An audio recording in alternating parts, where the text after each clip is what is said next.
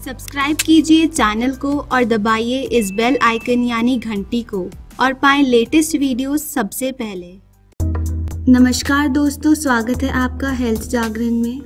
मेरा नाम है भूमिका और अभी आप देख रहे हैं आयुर्वेदिक ज्ञान।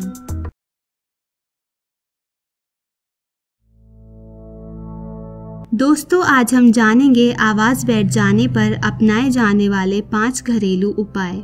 तो आइए जानते हैं।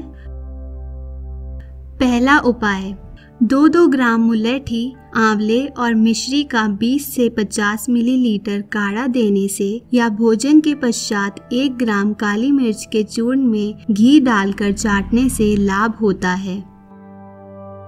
दूसरा उपाय, आवाज़ सुरीली बनाने के लिए 10 ग्राम बहेड़ा की छाल को गौमूत्र में भावित करके इसको चूसने से आवाज़ एकदम सुरीली होती है। यह प्रयोग खांसी में भी लाभदायक है।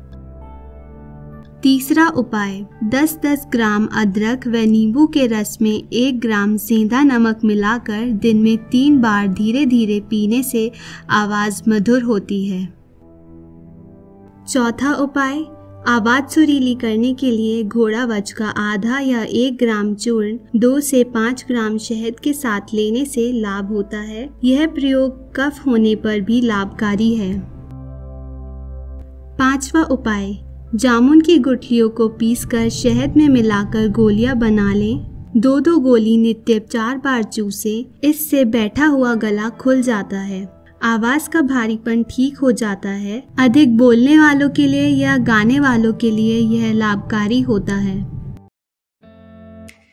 अगर आपको वीडियो पसंद आई हो तो वीडियो को लाइक और शेयर ज़रूर करें और अगर आप नए हैं तो हमारे इस चैनल हेल्थ जागरण को सब्सक्राइब कर लीजिए।